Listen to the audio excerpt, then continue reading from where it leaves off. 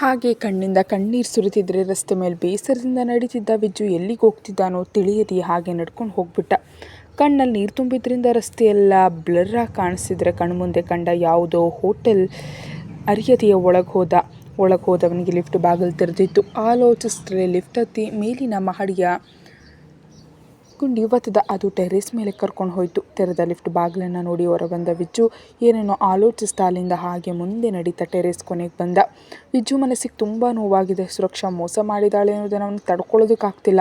ಅವರಿಬ್ಬರ ಚಾಟಿಂಗನ್ನು ಪದೇ ಪದೇ ನೋಡ್ತಿದ್ದಾನೆ ವಿಜ್ಜು. ಅವನು ನಿಜವಾಗಿಯೂ ಸುರಕ್ಷಳನ್ನು ತುಂಬ ಪ್ರೀತಿಸ್ತಾ ಅಂಥವಳು ತನ್ನನ್ನು ಯಾರು ನೀನು ಅಂತ ತಿಳಿಯದವಳಂತೆ ಮಾತಾಡ್ತಿದ್ರೆ ಅವನಿಗೆ ಸತ್ತು ಹೋಗ್ಬೇಕು ಅನ್ನಿಸ್ತಿದೆ. ತುಂಬ ಯೋಚಿಸ್ತಾ ನಾನು ಏನಾದರೂ ತಪ್ಪು ಮಾಡಿದ್ನಾ? ನನ್ನ ಪ್ರೀತಿಯಲ್ಲಿ ಏನಾದರೂ ಕೊರತೆ ಇದೆಯಾ? ಎಲ್ಲಿಯೂ ಅವನ ದೃಷ್ಟಿಯಲ್ಲಿ ಅವನ ತಪ್ಪು ಕಾಣಿಸ್ತಿಲ್ಲ. ಅವಳೇ ಮೊದಲು ಫ್ರೆಂಡ್ ರಿಕ್ವೆಸ್ಟ್ ಕಳಿಸಿದ್ಲು. ವಿಜ್ಜು ಒಪ್ಕೊಂಡ್ಮೇಲೆ ಆಪ್ತವಾಗಿ ಮಾತಾಡೋದಕ್ಕೆ ಶುರು ಮಾಡಿದ್ಲು. ಅವಳೇ ಮೊದಲು ಪ್ರಪೋಸಲ್ ಇಟ್ಟಿದ್ಲು. ಎಲ್ಲವನ್ನು ಅವಳೇ ಮಾಡಿದ್ಲು. ಎಲ್ಲಿಯೂ ವಿಜಯ್ ಅವಳನ್ನು ಫೋರ್ಸ್ ಮಾಡಿರಲಿಲ್ಲ.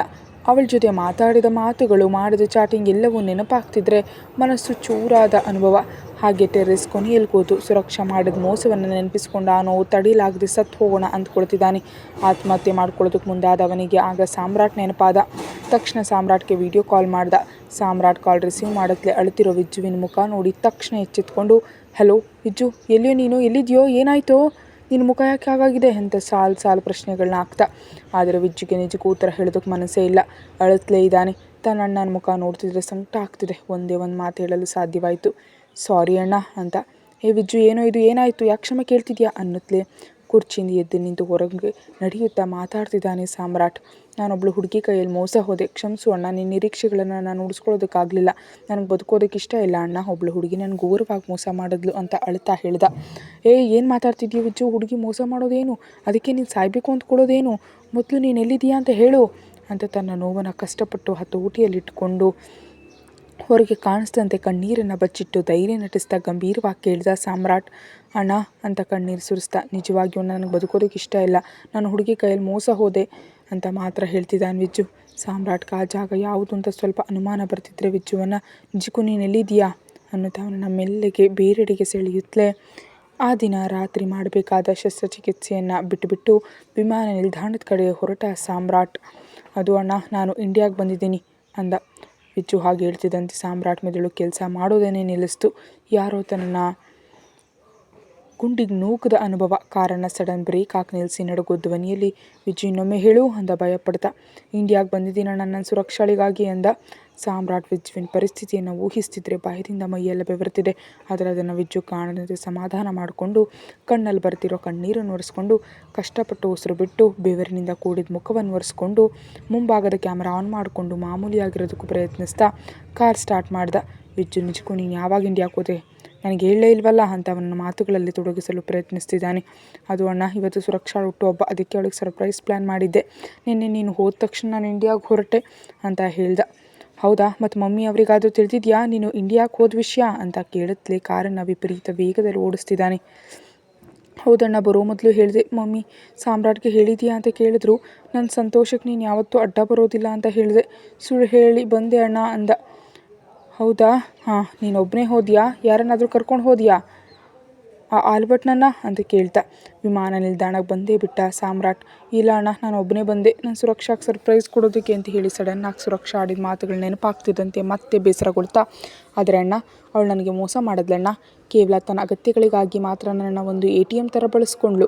ಆಲ್ಬರ್ಟ್ ಹೇಳುತ್ತಲೇ ಇದ್ದ, ಇಂಥ ಹುಡುಗಿಯರು ಕೇವಲ ಹಣಕ್ಕಾಗಿ ಮಾತ್ರ ಪ್ರೇಮದ ಆಟ ಆಡ್ತಾರೆ ಅಂತ. ಆದರೆ ನಾನು ಕೇಳಲಿಲ್ಲ. ಆದರೆ ನಿಜ ಅಣ್ಣ, ಅವಳ ಮುಖ ನೋಡಿದ್ರಾಗ ಅನಿಸೋದಿಲ್ಲ ಗೊತ್ತಾ? ನನ್ನ ಮ್ಯಾಗಿ ಕಣ್ಣುಗಳು ಎಷ್ಟು ಮುಗ್ಧವಾಗಿರುತ್ತವೆ ಗೊತ್ತಾ ಅಣ್ಣ? ಅದು ನಿಜಕ್ಕೂ ಮ್ಯಾಗಿ ನಂಗೆ ದ್ರೋಹ ಮಾಡಿದ್ಲು ಅಂತ ಈಗಲೂ ನಂಬೋದಕ್ಕಾಗ್ತಿಲ್ಲ ಅಣ್ಣ.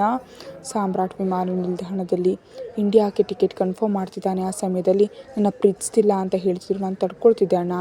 ಆದರೆ ನಾನು ಅವಳನ್ನ ಪೀಡಿಸ್ತಿದ್ದೀನಿ ಅಂತ ಪೊಲೀಸರಿಗೆ ಹೇಳಿದ್ಲಣ್ಣ ಅಂದ ವಿಜ್ಜು ಅಳ್ತಾ. ಸಾಮ್ರಾಟ್ ಇಂಡಿಯಾಗೆ ಹೋಗಲು ವಿಮಾನ ಏರಲು ಎಲ್ಲವನ್ನ ಮಾಡ್ತಾ ವಿಜ್ಜುವನ ಮಾತುಗಳಲ್ಲಿ ಇಟ್ಟಿದ್ದಾನೆ. ನಿಜಕ್ಕೂ ನಾನು ಯಾರಂತ ಅವಳಿಗೆ ತಿಳಿಯದಂತೆ ನಾಟಕ ಆಡಿದ್ಲು.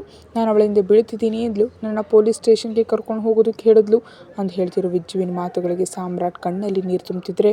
ಆದರೆ ನಾನು ನಿನ್ನ ಹೆಸರಾಗಲಿ ಅಪ್ಪನ ಹೆಸರಾಗಲಿ ಹೇಳಿಲ್ಲ ಅಣ್ಣ. ನನ್ನ ಮೇಲೆ ಕೇಸ್ ಕೂಡ ದಾಖಲಾಗಲಿಲ್ಲ ಅಂತ ಹೇಳ್ತಾ ಇದ್ದಾಗ ಸಾಮ್ರಾಟ್ಗೆ ಕಣ್ಣಿಂದ ಸುರಿಯೋ ಕಣ್ಣೀರನ್ನು ತಡೆಯೋದಕ್ಕೆ ಈ ಬಾರಿ ಸಾಧ್ಯವಾಗಲಿಲ್ಲ.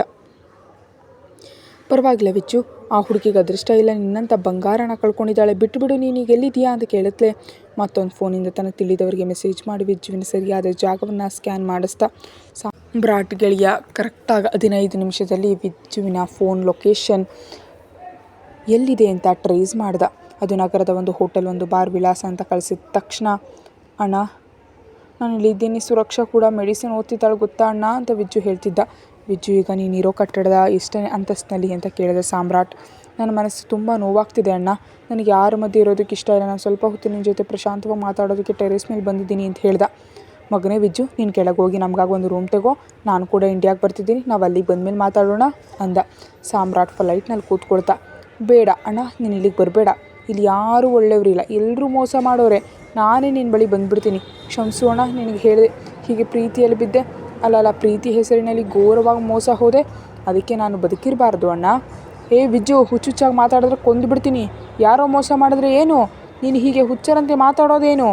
ಅಂದರೆ ನಿನಗೆ ಆ ಹುಡುಗಿ ಬಿಟ್ಟರೆ ನನ್ನ ಪ್ರೀತಿ ಕಾಣಿಸ್ತಿಲ್ವಾ? ನಾನು ಇಲ್ವಾ ನಿನಗೆ? ಅವಳಿಲ್ದಿದ್ರೆ ಏನು?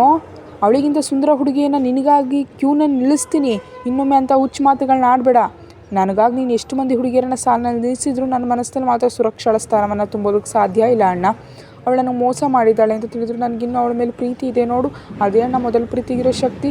ಆದರೆ ನಾನು ಅಂದ್ಕೊಂಡಷ್ಟು ದೊಡ್ಡ ಪ್ರೀತಿ ಈಗ ಇಲ್ಲಿ ಯಾರಿಗೂ ಇಲ್ಲ ಅಣ್ಣ. ನೀನು ಮಾತ್ರ ಈ ಪ್ರೀತಿ ಹೆಸರಿನಲ್ಲಿ ಯಾವತ್ತೂ ಮೋಸ ಹೋಗಬೇಡ. ನಿಜಕ್ಕೂ ಈ ಪ್ರಪಂಚದಲ್ಲಿ ಪ್ರೀತಿಯೇ ಇಲ್ಲ ಅಣ್ಣ, ಎಲ್ಲರೂ ಅಗತ್ಯಗಳಿಗಾಗಿ ಮೋಸ ಮಾಡೋರೆ. ಹುಡುಗಿ ಪ್ರೀತಿ ಇಲ್ದಿದ್ರೆ ಏನೋ, ನಾನು ಇದೀನಲ್ಲ ನಿನಗಾಗಿ ಅಂತ, ನನಗಾಗಿ ನೀನು ಯಾವಾಗಲೂ ನನ್ನ ಜೊತೆ ಇರಬೇಕು ಅಂತ ಸಾಮ್ರಾಟ್ ಹೇಳ್ತಿರುವಾಗ ವಿಮಾನದ ಸಿಬ್ಬಂದಿ ಬಂದು, please switch off your mobile sir, ಇದು ವಿಮಾನ ಹಾರೋ ಸಮಯ ಅಂದು. ಈ ಜನ್ಮದಲ್ಲಿ ನೀನು ಪ್ರೀತಿಯನ್ನು ಪೂರ್ಣವಾಗಿ ಪಡೆಯೋದಿದ್ರು ಮುಂದಿನ ಜನ್ಮ ಎಂಬುದು ಇದ್ದರೆ ನಿನಗೆ ಮಗನಾಗಿ ಹುಟ್ಟಿ ಸಂಪೂರ್ಣವಾಗಿ ನೀನು ಪ್ರೀತಿಯನ್ನು ಪಡಿತೀನಣ್ಣ ಅಂತ ಅಳ್ತಿದ್ದಾನೆ ವಿಜ್ಜು. ವಿಜ್ಜು ಪ್ಲೀಸ್ ಕಣೋ, ಆಗ ಅನ್ಬೇಡ ಕಣೋ, ನಿನಗಾಗಿ ನಾನು ಇದ್ದೀನಿ ಕಣೋ, ನೀನು ಇಲ್ದಿದ್ರೆ ನಾನು ಕೂಡ ನಿನ್ನ ಬಳಿ ಬಂದುಬಿಡ್ತೀನಿ ಅಂತ ಸಾಮ್ರಾಟ್ ನಡಕ್ತಿರೋ ಹೃದಯವನ್ನು ಅಂಗೈಯಲ್ಲಿ ಶಾಂತಗೊಳಿಸಲು ಪ್ರಯತ್ನಿಸುತ್ತಲೇ ವಿಮಾನದ ಸಿಬ್ಬಂದಿಗೆ 2 ನಿಮಿಷ ಪ್ಲೀಸ್ ಅಂತ ಕೇಳ್ಕೊಳ್ತಾ ಸಾಮ್ರಾಟ್ ನೋವನ ಮನಸ್ಸನ್ನು ಮುಟ್ತೋ ಏನೋ ಕಣ್ಣೀರು ಒರೆಸ್ಕೊಂಡು, ಅಣ್ಣ ನೀನು ಬೇಸರ ಮಾಡ್ಕೊಳ್ಬೇಡ ಪ್ಲೀಸ್, ನಾನು ನಿನಗಾಗಿ ಇಲ್ಲೇ ಇರ್ತೀನಿ, ಜಾಗರೂಕತೆಯಿಂದ ಇರ್ತೀನಿ ಸರಿನಾ ಅಂದ ವಿಜ್ಜು. ವಿಜ್ಜುವಿನ ಮಾತಿಗಾಗಲೇ ಸ್ವಲ್ಪ ಸಮಾಧಾನಗೊಂಡ ಮನಸ್ಸಿನಿಂದ ನಿರಾಳವಾಗಿ ಉಸಿರು ಬಿಟ್ಟು, ಥ್ಯಾಂಕ್ ಯು ಕಣೋ ವಿಜ್ಜು, ನನಗಾಗಿ ಅಣ್ಣನಿಗಾಗಿ ನೀನು ಕೆಳಗೆ ಹೋಗಿ ರೂಮ್ ತೊಗೊಳ್ತೀಯಲ್ಲ ಅಂತ ಕೇಳಿದ ಸಾಮ್ರಾಟ್. ಹಾಂ ಅಣ್ಣ ಈಗಲೇ ಹೋಗ್ತೀನಿ ಅನ್ನುತ್ತಾ ಎದ್ದು ನಿಂತ ವಿಜ್ಜು. ಓಕೆ ವಿಜ್ಜು, ಈಗ ನಾನು ಫೋನ್ ಆಫ್ ಮಾಡ್ತಿದ್ದೀನಿ, ನಾನು ಸರಿಯಾಗಿ ನಾಳೆ ಇದೇ ಸಮಯಕ್ಕೆ ನೀನು ಮುಂದಿರ್ತೀನಿ ಸರಿನಾ. ಈಗ ವಿಜ್ಜುಗೆ ಇಂಡಿಯಾದಲ್ಲಿ ಸಮಯ 12, ಸಾಮ್ರಾಟ್ಗೆ ಅಮೆರಿಕದಲ್ಲಿ ಸಮಯ ರಾತ್ರಿ 9. ಅಂದರೆ ಸಾಮ್ರಾಟ್ ಇಂಡಿಯಾಗೆ ಬರೋಷ್ಟರಲ್ಲಿ ಮರುದಿನ ಮಧ್ಯಾಹ್ನ 3 ಗಂಟೆ ಆಗಬಹುದು. ಸರಿ ಅಣ್ಣ. ವಿಜ್ಜು ಕೊಟ್ಟು ಮಾತನ್ನು ನಂಬಿ ಸಾಮ್ರಾಟ್ ಫೋನ್ ಆಫ್ ಮಾಡಿದ್ಲೆ 10 ನಿಮಿಷಗಳಲ್ಲಿ ವಿಮಾನ ಆಕಾಶಕ್ಕಾರ್ತು. ಸಾಮ್ರಾಟ್ ಫೋನ್ ಕಟ್ ಆಗ್ತಿದ್ದಂತೆ ವಿಜ್ಜು ಆ ಫೋನ್ ಪರದೆ ಮೇಲಿರೋ ತನ್ನ ಅಣ್ಣನ ಫೋಟೋ ನೋಡ್ತಾ, ಸಾರಿ ಅಣ್ಣ, ನಿನಗೆ ಹೇಳಿದೆ ಇಷ್ಟು ದೂರ ಬಂದು ತಪ್ಪು ಮಾಡಿದೆ ಅಂತ ಸಾಮ್ರಾಟ್ ಫೋಟೋಗೆ ಮುತ್ತು ಕೊಟ್ಟು ಸಡನ್ನಾಗಿ ಬೆರಳು ತಗಲಿ ಫೇಸ್ಬುಕ್ ಓಪನ್ ಆಯಿತು. ಅದರಲ್ಲಿ ವಾಲ್ಪೇಪರ್ ಆಗಿದ್ದ ಸುರಕ್ಷಾ ಚಿತ್ರ ಕಾಣಿಸ್ಲೆ ಮತ್ತೆ ವಿಜ್ಜುಗೆ 1 ವರ್ಷದಿಂದ ಅವರಿಬ್ಬರ ನಡುವೆ ನಡೆದ ಚಾಟಿಂಗ್, ಸುರಕ್ಷಾಳ ಪ್ರೀತಿ ಮಾತುಗಳೆಲ್ಲವೂ ನೆನಪಾಗಿ ವಿರಕ್ತಿಯಿಂದ ನಕ್ಕು ಕಣ್ಣಿಂದ ನೀರು ಸುರಿಸುತ್ತಲೇ ಸುರಕ್ಷಾಳ ಜೊತೆ 1 ವರ್ಷದಿಂದ ಮಾಡಿದ ಚಾಟ್, ಅವಳಿಗೆ ಸಂಬಂಧಿಸಿದ ಫೋಟೋಗಳನ್ನೆಲ್ಲ ಡಿಲೀಟ್ ಮಾಡಿಬಿಟ್ಟ. ನಿನ್ನಂಥವಳಿಗಾಗಿ ನಮ್ಮ ಅಣ್ಣನಿಗೆ ಕನಿಷ್ಠ ಮಾತು ಕೂಡ ಹೇಳಿದೆ ಇಷ್ಟು ದೂರ ಬಂದೆ, ನಿನ್ನಂಥವಳನ್ನ ನಂಬಿ ನನ್ನ ಗೆಳೆಯನನ್ನು ದೂರ ಮಾಡ್ಕೊಳ್ಬೇಕು ಅಂದ್ಕೊಂಡೆ ಅಂತ ಎಲ್ಲವನ್ನ ನೆನಪಿಸ್ಕೊಳ್ತಿದ್ರೆ ಸುರಕ್ಷಾ ತನ್ನನ್ನು ಅವಮಾನಿಸಿದ್ದು, ಪೊಲೀಸರಿಗೆ ದೂರು ನೀಡ್ತೀನಿ ಎಂದು ಬೆದರಿಸಿದ್ದು ಎಲ್ಲವೂ ನೆನಪಾಗಿ ಮತ್ತೆ ಮನಸ್ಸಿಗೆ ತುಂಬ ನೋವಾಯಿತು. ನಿಜ ಅಣ್ಣ ಹೇಳಿದ ನಿಜ, ನಿನ್ನಂಥವಳಿಗಾಗಿ ನಾನು ನೋವು ಪಡೋದು ಕೂಡ ತಪ್ಪೆ. ಚಿಚಿ, ಇಂದಿನಿಂದ ನನ್ನ ಜೀವನದಲ್ಲಿ ನಿನ್ನ ಜಾಗ ಇಲ್ಲ, ಪ್ರೀತಿ ಎಂಬ ಮಾತೇ ಇಲ್ಲ ಅಂದ್ಕೊಂಡು ಫೋನ್ನಲ್ಲಿ ಸುರಕ್ಷಾಳ ಫೋಟೋಗಳನ್ನ ಚಾಟ್ಗಳನ್ನ ಎಲ್ಲವನ್ನ ಅಳಿಸಿ ಫೋನ್ ಜಾಬ್ನಲ್ಲಿ ಇಟ್ಕೊಂಡು ಸಡನ್ನಾಗಿ ಹಿಂದಕ್ಕೆ ತಿರುಗೋ ಮೊದಲು ಅವನ ನೋಟ ಕೆಳಗೆ ಬಿತ್ತು. ಅವನಿಗಿರೋ ನೋವಿನಲ್ಲಿ ಈಗ ಅವನಿಗೆ ಅಣ್ಣನ ಸಾಂತ್ವನ ಅಗತ್ಯ ಇತ್ತು. ಅದಕ್ಕೆ ತಕ್ಷಣ ಫೋನ್ ತೆಗೆದು ಸಾಮ್ರಾಟ್ ಕರೆ ಮಾಡ್ದ. ಆದರೆ ಸಾಮ್ರಾಟ್ ಫೋನ್ ಸ್ವಿಚ್ ಆಫ್ ಬಂತು. ಫ್ಲೈಟ್ ಮೂಡ್ನಲ್ಲಿರೋದ್ರಿಂದ ತಲೆಯೆಲ್ಲ ನೋವಾಗಿ ಭಾರವಾಗಿ ಹೋಗ್ತಿದ್ದ ಅವನಿಗೆ ಸಾಮ್ರಾಟ್ ಫೋನ್ ಸ್ವಿಚ್ ಆಫ್ ಬರ್ತಿದ್ದಂತೆ ಕೆಳಗೆ ನೋಡಿದಾಗ ಅಲ್ಲಿ ಸಾಮ್ರಾಟ್ ಕಂಡ ವಿಜ್ಜುಗೆ ಅವನಿಗಿರೋ ನೋವಿನಲ್ಲಿ ಈಗ ಅಣ್ಣನ ಸಾಂತ್ವನ ಬೇಕು. ಅದಕ್ಕೆ ತಕ್ಷಣ ಫೋನ್ ತೆಗೆದು ಸಾಮ್ರಾಟ್ಗೆ ಫೋನ್ ಮಾಡ್ದ. ಆದರೆ ಆಗಲಿಲ್ಲ. ಈಗ ಅವನಿಗೆ ತಲೆಯಲ್ಲಿ ವಿಪರೀತ ನೋವು ಬಂತು. ಕಣ್ಣುಗಳು ಬ್ಲರ್ ಆಗ್ತಾ ಇವೆ.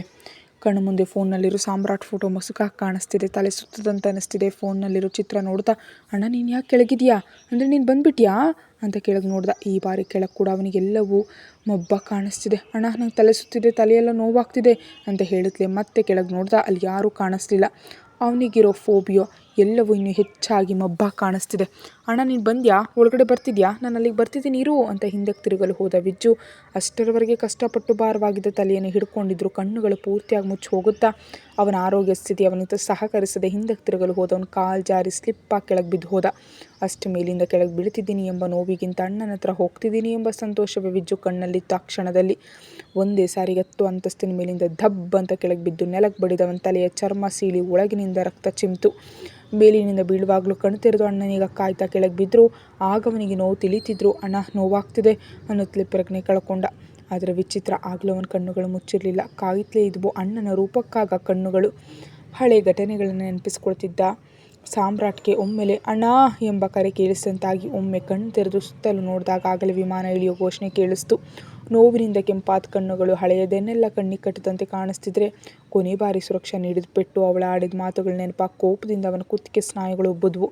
ಅಲ್ಲಿವರೆಗೆ ಯಾವುದೋ ಒಂದು ಮೂಲೆಯಲ್ಲಿ ಸುರಕ್ಷಾ ವಿಷಯದಲ್ಲಿ ತಾನು ತಪ್ಪು ಮಾಡಿದ್ನೇನೋ ಅಂದ್ಕೊಂಡಿದ್ದವನ ಆಲೋಚನೆ ಮತ್ತೆ ತಮ್ಮನ ಬಗ್ಗೆ ನೆನಪಾದ ತಕ್ಷಣ ಇಲ್ಲ, ನಾನೇನು ತಪ್ಪು ಮಾಡಿಲ್ಲ ಅಂತ ಹುಡುಗಿಗೆ ಸರಿಯಾದ ಶಿಕ್ಷೆ ನೀಡಿದ್ದೀನಿ. ವಿಜ್ಜುವಿನಂಥವ್ರು ಇನ್ಯಾರು ಮೋಸ ಹೋಗದಂತ ಅವಳ ಜೀವನಕ್ಕೆ ಪೆಟ್ಟು ನೀಡಿದ್ದೀನಿ. ಇನ್ನು ಮುಂದೆ ಆದರೂ ಅವಳು ತನ್ನ ಹುಚ್ಚಾಟ ನಿಲ್ಲಿಸ್ತಾಳೇನೋ ಅಂತ ತನಗೆ ತಾನೇ ಸಮಾಧಾನ ಮಾಡ್ಕೊಳ್ತಾ ಕೊನೆಯ ಅನೌನ್ಸ್ಮೆಂಟ್ ಕೇಳಿ ಸೀಟ್ ಬೆಲ್ಟ್ ಹಾಕೊಂಡ ವಿಕ್ರಮ್. ಅವನೆಷ್ಟೇ ಸಮಾಧಾನ ಮಾಡ್ಕೊಳ್ಳೋದಕ್ಕೆ ಪ್ರಯತ್ನಿಸಿದ್ರು ಯಾಕೋ ಆ ರಾತ್ರಿ ಹಾಗೆ ನಡೆದ ನಂತರ ಬೆಳಿಗ್ಗೆ ಸುರಕ್ಷಾ ನೋಟ ಅವನನ್ನು ಸುಮ್ಮನಿರೋದಕ್ಕೆ ಬಿಡ್ತಿಲ್ಲ. ಅವಳ ಕಣ್ಣಲ್ಲಿ ತನಗೆ ತಪ್ಪಿಗೆ ಶಿಕ್ಷೆ ಅನುಭವಿಸ್ತೆ ಎಂಬ ಭಾವನೆ ಇರಲಿಲ್ಲ, ಬದಲಾಗಿ ಯಾಕೆ ನನ್ನ ಜೀವನವನ್ನು ಹೀಗೆ ಅನ್ಯಾಯ ಮಾಡಿದ್ರಿ ಎಂಬ ನೋವೇ ಕಾಣಿಸ್ತಾ ಕ್ಷಣದಲ್ಲಿ. ಆದರೆ ತಾನಿದ್ದ ಪರಿಸ್ಥಿತಿಯಲ್ಲಿ ಹಾಸಿಗೆ ಮೇಲೆ ಅಚೇತನವಾಗಿ ಬಿದ್ದಿರೋ ಆರ್ಯನ್ ಜಾಗದಲ್ಲಿ ಅವನಿಗೆ ವಿಜ್ಜುವೇ ಕಾಣಿಸ್ತಿದ್ರೆ ಆ ಕೆಲಸ ಮಾಡದೆ ಬೇರೆ ದಾರಿ ಇರಲಿಲ್ಲ. ಅದು ಅಲ್ಲದೆ ವಿಜ್ಜು ಹೇಳಿದ ಅವಳು ಪೊಲೀಸ್ ಸ್ಟೇಷನ್ಗೆ ಹೋಗುವಂತೆ ಮಾಡಿದ್ಲೆಂದು, ಅದು ಕೂಡ ಈ ಟೇಸಿಂಗ್ ಕೇಸ್ ಎಂದ. ಸರಿಯಾಗಿ ಆರ್ಯನ್ ಅಪಘಾತದ ದಿನವೂ ಆರ್ಯನ್ ಜೊತೆ ಸುರಕ್ಷಾ ಮಾತಾಡಿದ ಕೊನೆ ಮಾತು ಟೀಸಿಂಗ್ ಕೇಸ್ ಹಾಕಿ ಪೊಲೀಸ್ ದೂರು ನೀಡ್ತೀನಿ ಎಂಬುದು. ಅದೇ ಆರ್ಯನ್ ವಿಷಯದಲ್ಲಿ ಸುರಕ್ಷಾಳಿಂದ ಬಂದು ಕೊನೆ ಮಾತು.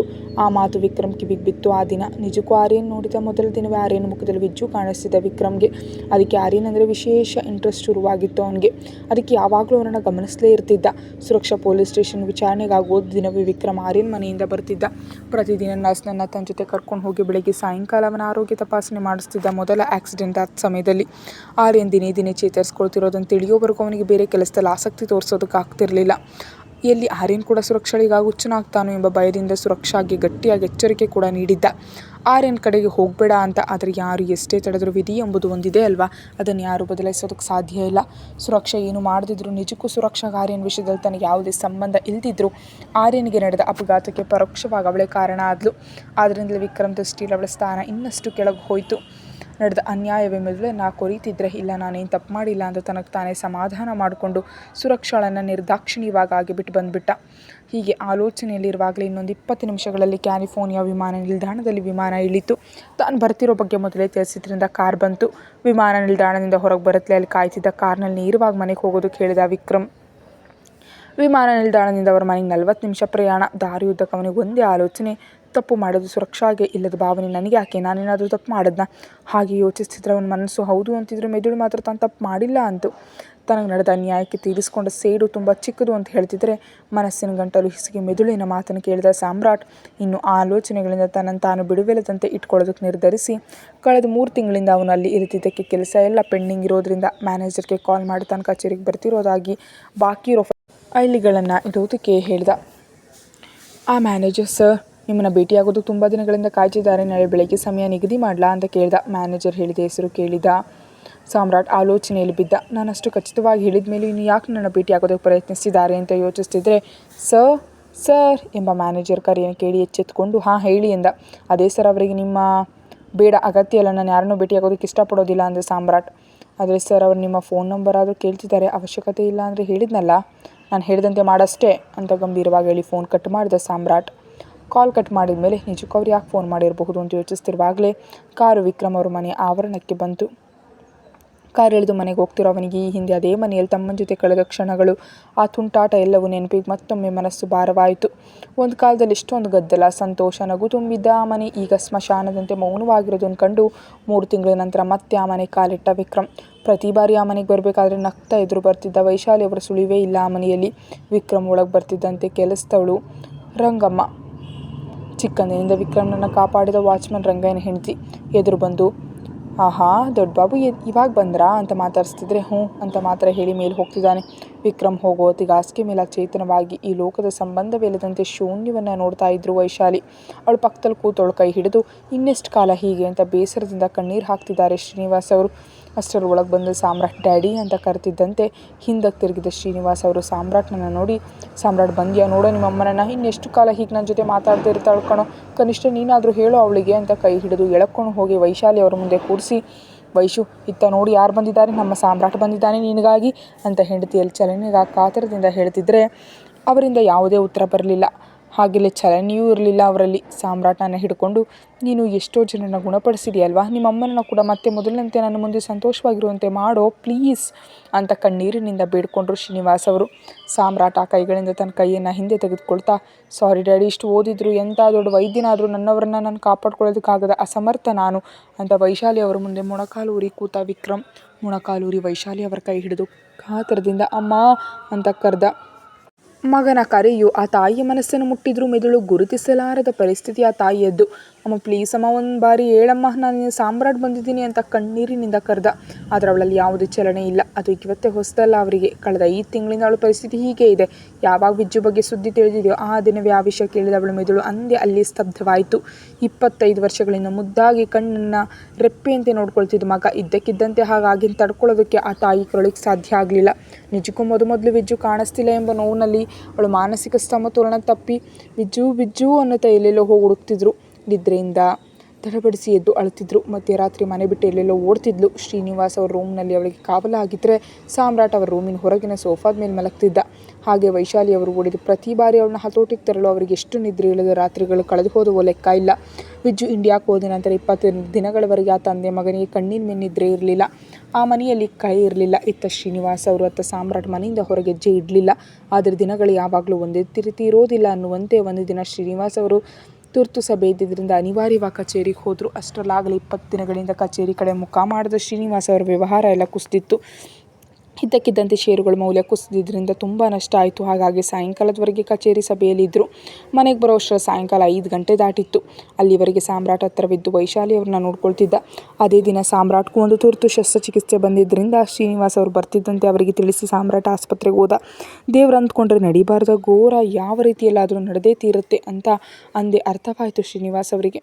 ತಾವೆಷ್ಟು ಜಾಗರೂಕತೆಯಿಂದ ಕಾಪಾಡಿಕೊಂಡು ವೈಶಾಲಿ ಅವರಿಗೆ ಇನ್ನೂ ಹೆಚ್ಚಿನ ಅನಾರೋಗ್ಯ ಬರೆದಿದ್ದರೆ ಯಾರು ಏನು ಮಾಡೋದಕ್ಕೆ ಸಾಧ್ಯ ಇಲ್ಲ ಎನ್ನುವಂತೆ ಆ ದಿನ ಬೆಳಗ್ಗೆಯಿಂದ ಸಭೆಯಲ್ಲಿದ್ದ ಕಾರಣ ದಣಿದಿದ್ದ ಶ್ರೀನಿವಾಸ್ ಅವರು ಸಾಯಂಕಾಲ ಬರುತ್ತೆ ಸ್ವಲ್ಪ ಹೊತ್ತು ವೈಶಾಲಿ ಅವರ ಹತ್ರ ತನ್ನ ನೋವನ್ನು ಹೇಳಿಕೊಂಡು ಆ ರಾತ್ರಿ ಬೇಗನೆ ಊಟ ಮಾಡಿ ವೈಶಾಲಿ ಅವ್ರಿಗೆ ಊಟ ಮಾಡಿಸಿದ ನಂತರ ಔಷಧಿ ನೀಡಿ ಅವರ ಪಕ್ಕದಲ್ಲಿ ಕೂತ್ರೆ ಯಾಕೋ ಆ ರಾತ್ರಿ ಮಾತ್ರ ಅವರು ಸುಸ್ತಾಗಿರೋದ್ರಿಂದ ನಿದ್ರೆ ತಡೆಯೋದಕ್ಕಾಗಲಿಲ್ಲ. ಶ್ರೀನಿವಾಸ್ ಅವ್ರಿಗೆ ಕಣ್ಣಿಗೆ ನಿದ್ರೆ ಹತ್ತಿದೆ. ತಡ ಆಗಲೇ ತಕ್ಷಣ ನಿದ್ರೆಯಿಂದ ಇದ್ದರು ವೈಶಾಲಿ. ಆಗಲೇ ಅವಳಿಗೆ ಮಾನಸಿಕ ಸ್ಥಿತಿ ಸರಿಯಾಗಿಲ್ಲದಿದ್ದರಿಂದ ಕೋಣೆಯಿಂದ ಮೆಲ್ಲಗೆ ಹೊರಗೆ ಬಂದು ಶ್ರೀನಿವಾಸ್ ಅವರಿಗೆ ಎಚ್ಚರವಾಗದಂತೆ, ಅಂದರೆ ಅವಳ ದೃಷ್ಟಿಯಲ್ಲಿ ಇವರು ವಿಜ್ಜು ಹತ್ರ ತನ್ನನ್ನು ಹೋಗೋದಕ್ಕೆ ಬಿಡ್ತಿಲ್ಲ ಅಂದ್ಕೊಳ್ತಾ ವಿಜ್ಜುವನ್ನು ಹುಡ್ಕೋದಕ್ಕೆ ಮೆಲ್ಲಗೆ ಆ ಕೋಣೆಯಿಂದ ಹೊರಗೆ ಬಂದು ಮನೆಯಿಂದಲೂ ಹೊರಗೆ ಹೊರಟು ಹೋದರು. ಒಂದೇ ಮುಖ್ಯ ಬಾಗಿಲು ದಾಟಿ ಹೊರಗೆ ಬಂದ ಅವಳಿಗೆ ಸೆಕ್ಯೂರಿಟಿಯು ನಿದ್ರಿಸ್ತಿರೋದು ಗಮನಕ್ಕೆ ಬಂದು ತಕ್ಷಣ ಗೇಟ್ ತೆಗೆದುಕೊಂಡು ರಸ್ತೆ ಮೇಲೆ ಓಡೋದಕ್ಕೆ ಶುರು ಮಾಡಿದ್ರು. ಅವರು ಮುಖ್ಯ ಬಾಗಿಲು ತೆಗಿತಿರುವಾಗಲೇ ಎಚ್ಚರವಾದ ಶ್ರೀನಿವಾಸ್ ಅವರಿಗೆ ನಿದ್ರೆಯಿಂದಿದ್ದು ಹಾಸಿಗೆ ಮೇಲೆ ನೋಡುವಷ್ಟರಲ್ಲಿ ವೈಶಾಲಿ ಕಾಣಿಸಿಲ್ಲ. ತಕ್ಷಣ ಸ್ನಾನದ ಕೋಣೆ ಬಳಿ ಹೋಗಿ ನೋಡಿದ್ರೆ ಅಲ್ಲಿಲ್ಲ. ಬಾಲ್ಕನಿಯಲ್ಲಿ ನೋಡಿ ಅಲ್ಲಿ ಇಲ್ದಿದ್ರೆ ಹಿಂದಕ್ಕೆ ತಿರುಗ್ತಿರುವಾಗ ಗೇಟ್ ಶಬ್ದ ಕೇಳಿಸಿದ್ರಿಂದ ಅತ್ತ ನೋಡಿ ವೈಶಾಲಿ ಗೇಟ್ ದಾಟಿರೋದನ್ನು ಕಂಡು ಓಡ್ತಾ ಕೆಳಗೆ ಹೋದರು. ಆದರೆ ಅವರು ಗೇಟ್ವರೆಗೆ ಬರೋಷ್ಟರಲ್ಲಿ ಅವರು ಗೇಟ್ ದಾಟಿ ರಸ್ತೆ ಮೇಲೆ ಓಡ್ತಿದ್ರು. ಶ್ರೀನಿವಾಸ್ ಅವರು ವೈಶು ಅಂತ ಹಿಂದೆ ಓಡ್ತಾ ಬರ್ತಿದ್ದಾರೆ. ಹಿಂದಕ್ಕೆ ನೋಡಿದ ವೈಶಾಲಿ ಅವರಿಗೆ ಶ್ರೀನಿವಾಸ್ ಅವರು ಎಲ್ಲಿ ತನ್ನನ್ನು ಹಿಡಿತಾರೋ ಎಂಬ ಭಯದಿಂದ ನಡಿಗೆಯನ್ನು ಓಟವಾಗಿ ಬದಲಿಸಿದ್ರು. ಹಿಂದಕ್ಕೆ ನೋಡ್ತಾ ಮುಂದೆ ಹೋಗ್ತಿದ್ದವರು ಮುಖ್ಯ ರಸ್ತೆ ಬಳಿ ಬಂದುಬಿಟ್ರು ಗಮನಿಸದೆ. ಅದರಲ್ಲೂ ರಾತ್ರಿ ಅಲ್ಲಿ ವಾಹನಗಳ ಸಂಚಾರ ಹೆಚ್ಚಾಗಿದ್ದರಿಂದ ಅಷ್ಟು ಟ್ರಾಫಿಕ್ ಮಧ್ಯೆ ಆಗ್ತಾ ಇತ್ತ ತಿರುಗ್ತಾ ನೋಡ್ತಾ ವಿಜ್ಜು ವಿಜ್ಜು ಅಂತ ಹಿಂದಕ್ಕೆ ನೋಡ್ತಾ ಮುಂದೆ ಓಡ್ತಿದ್ದವರಿಗೆ ಅರಿಯರಿಯ ವೇಗವಾಗಿ ಬರ್ತಿದ್ದ ಕಾರ್ ಬಂದು ಅವ್ರನ್ನ ಡಿಕ್ಕಿ ಹೊಡೆದು ಹೋಯಿತು ಕ್ಷಣ ಮಾತ್ರದಲ್ಲಿ. ಶ್ರೀನಿವಾಸ್ ಅವರ ಕಣ್ಣು ಮುಂದೆ ಇದೆಲ್ಲ ನಡೆದಿದ್ದರಿಂದ ಅವರು ಪೂರ್ತಿಯಾಗಿ ಡಿಪ್ರೆಷನ್ಗೆ ಒಳಗಾದರು. ಆ ಅಪಘಾತ ವೈಶಾಲಿ ಅವ್ರನ್ನ ಪೂರ್ತಿಯಾಗಿ ಮೆದುಳು ಮತ್ತು ದೇಹ ಎರಡನ್ನೂ ಪಾರ್ಶ್ವವಾಯುವಿಗೆ ತಳೆತು. ಆ ದಿನದಿಂದ ಸಾಮ್ರಾಟ್ ಮನೆ ಪೂರ್ತಿಯಾಗಿ ಸ್ಮಶಾನದ ಮೌನವನ್ನು ಆವರಿಸಿಕೊಂಡಿತು. ಸಾಮ್ರಾಟ್ ಚಿಕಿತ್ಸೆಯಿಂದ ಖಿನ್ನತೆಯಿಂದ ಹೊರಬರಲು ಸಾಧ್ಯವಾಯಿತು ಶ್ರೀನಿವಾಸ್ ಅವರಿಗೆ. ಆದರೆ ವೈಶಾಲಿ ಅವರು ಮಾತ್ರ ಎಷ್ಟೇ ಪ್ರಯತ್ನಿಸಿದ್ರು ಮಾಮೂಲಿ ಆಗೋದಕ್ಕೆ ಸಾಧ್ಯ ಆಗಲಿಲ್ಲ. ತನ್ನ ಕುಟುಂಬದಲ್ಲಿ 3 ಹಾಗಾಗೋಗಿದ್ದರಿಂದ ಸಾಮ್ರಾಟ್ಗೆ ನಿಜಕ್ಕೂ ಏನೂ ತೋಚದಂತಾಯಿತು. ಒಂದು ಕಡೆ ತಾನು ವೃತ್ತಿ ಮೇಲೆ ಪೂರ್ತಿಯಾಗಿ ಗಮನ ಕೊಡೋದಕ್ಕಾಗ್ತಿಲ್ಲ, ಇನ್ನೊಂದು ಕಡೆ ವ್ಯವಹಾರ ಕುಸಿಯೋದು, ಮತ್ತೊಂದು ಕಡೆ ತಾಯಿಗುಂಟಾದ ಗರ್ಭಶೋಕ ಯಾರು ತೀರಿಸಲಾಗದ್ದು, ಅವನಿಗಸಲಾದ ಕೊರತೆ ತಮ್ಮ ಇಲ್ಲದಿರೋದು. ಇವೆಲ್ಲದಕ್ಕೂ ನಿಜವಾದ ಕಾರಣ ಏನು ಅಂತ ತಿಳಿದು ಯಾಕೆ ಹೀಗಾಯಿತು ಅನ್ನೋದಕ್ಕಿಂತ ಆದರೆ ತಮ್ಮ ಹೇಳಿದ ಕೊನೆ ಮಾತು ಒಬ್ಬಳು ಹುಡುಗಿ ಮೋಸ ಮಾಡಿದ್ರಿಂದ ತಾನು ಅವರಿಗೆ ದೂರ ಆದದ್ದು, ವಿಜ್ಜು ದೂರ ಆದದ್ರಿಂದ ಅವರ ಅಮ್ಮನಿಗೆ ಅಪಘಾತ, ಆ ಅಪಘಾತವನ್ನು ಕಣ್ಣಾರೆ ಕಂಡ ಶ್ರೀನಿವಾಸ್ ಅವರಿಗೆ ಖಿನ್ನತೆ. ಹೀಗೆ ಒಬ್ಬಳು ಹುಡುಗಿಯಿಂದ ಅವರ ಕುಟುಂಬವೇ ಸಂಕಷ್ಟಕ್ಕೀಡಾಯಿತು. ಹೀಗೆ ಆಲೋಚನೆಗಳಿಂದ ದಿನ ಕಳೀತಿದ್ದ ವಿಕ್ರಮ್ಗೆ ಮತ್ತೆ ಅವರ ಡ್ಯಾಡಿ ಕಚೇರಿಯಿಂದ ಕಾಲ್ ಬರೋದು. ಆಗ ಶ್ರೀನಿವಾಸ್ ಅವರಿಗಿದ್ದ ಸಮಸ್ಯೆ ಮತ್ತೆ ಮರುಕಳಿಸಿದ್ರಿಂದ ಸಾಮ್ರಾಟ್ ಅನಿವಾರ್ಯವಾಗಿ ಅವರ ಡ್ಯಾಡಿ ವ್ಯವಹಾರಕ್ಕೆ ಬರಬೇಕಾಯಿತು. ನಂತರ ನಿಜಕ್ಕೂ ಏನು ನಡೀತು, ತಮ್ಮ ಹೇಗೊಬ್ಬಳು ಹುಡುಗಿ ಕೈಯಲ್ಲಿ ಮೋಸ ಹೋದ ಅಂತ ತಿಳಿಯಲು ರಹಸ್ಯವಾಗಿ ಒಬ್ಬ ಪತ್ತೆದಾರಿ ಏಜೆನ್ಸಿಯನ್ನು ಸಂಪರ್ಕಿಸಿದ ಸಾಮ್ರಾಟ್. ವಿಜ್ಜುವಿನ ನಂಬರ್ ನೀಡಿ ಆ ಫೋನ್ಗೆ ಸಂಬಂಧಿಸಿದ ಹಳೆ ದತ್ತಾಂಶವನ್ನೆಲ್ಲ ತನಗೆ ತಿಳಿಯಬೇಕು ಅಂತ. ಅದು ತನಗೆ ಮತ್ತು ಅವರಿಗೆ ನಡುವೆ ರಹಸ್ಯವಾಗಿರಬೇಕಂತ ಪದೇ ಪದೇ ಹೇಳ್ದ. ಅವರು ಇಂಡಿಯಾದಲ್ಲಿ ನಡೆದದನ್ನು ಪೂರ್ತಿಯಾಗಿ ತಿಳಿಯಲು ಹೆಚ್ಚಿನ ಹಣ ಕೇಳಿದರು. ಅವರು ಕೇಳಿದಷ್ಟು ಹಣ ನೀಡಿ ವಿವರಗಳನ್ನ ಮಾತ್ರ ತನಗೆ ಹೊರತು ಬೇರೆ ಯಾರಿಗೂ ತಿಳಿಬಾರ್ದಂತ ಗಟ್ಟಿಯಾಗಿ ಹೇಳ್ದ. ಹಾಗೆ ವಿಜ್ಜುವಿನ ಡೇಟಾವನ್ನು ಪಡೀತಿರುವಾಗ ಅವನು ಸಾಮಾಜಿಕ ಜಾಲತಾಣದಲ್ಲಿ ಹೆಚ್ಚಾಗಿ ಚಾಟ್ ಮಾಡಿದ ಖಾತೆ ವಿವರಗಳು ಎಲ್ಲವೂ ಸುರಕ್ಷಾ ಅಂತ ತೋರಿಸ್ತಿರೋದು, ಅಲ್ಲದೆ ಅಲ್ಲಿನ ಫೋಟೋ ಕೂಡ ಸುರಕ್ಷಾ ಅಳದೆ ಇರೋದ್ರಿಂದ ಈಗ ಆ ಖಾತೆಯನ್ನು ಬ್ಲಾಕ್ ಮಾಡದಿರುವುದು ಎಲ್ಲವೂ ಸೇರಿ ಆ ಖಾತೆ ಸುರಕ್ಷಾ ಅಳದೆ ಅಂತ ವಿಜ್ಜುವಿನ ಜೊತೆ ಚಾಟ್ ಮಾಡಿದ್ದು ಸುರಕ್ಷಾಳೆ ಅಂತ ಖಚಿತಪಡಿಸಿದ್ರು. ಅದೇ ವಿಷಯವನ್ನು ಸಾಮ್ರಾಟ್ಗೆ ಫೋಟೋ ಸಮೇತ ನೀಡಿದರು ಪತ್ತೆದಾರರು. ಮೊದಲು ಸುರಕ್ಷಾಳ ಫೋಟೋ ನೋಡಿದ ಸಾಮ್ರಾಟ್ ಸುರಕ್ಷಾ ಅಂತ ಹುಡುಗಿ ಅಂತ ನಂಬಲಿಲ್ಲ. ಅವಳ ಕಣ್ಣಲ್ಲಿರೋ ಮುಗ್ಧತೆಯನ್ನು ನೋಡಿ ಪತ್ತೆದಾರರು ಏನಾದರೂ ತಪ್ಪು ಮಾಡ್ತಿರಬಹುದು ಅಂತ ಮತ್ತೆ ಅವ್ರನ್ನ ಕೇಳ್ದ. ಕತೆ ಮುಂದುವರಿಯುತ್ತೆ. ಹೆಚ್ಚಿನ ವೀಡಿಯೋಗಾಗಿ ಚಾನಲ್ಗೆ ಮೆಂಬರ್ಶಿಪ್ ತಗೊಳ್ಳಿ ಮತ್ತು ಸಬ್ಸ್ಕ್ರೈಬ್ ಮಾಡಿ. Thank you.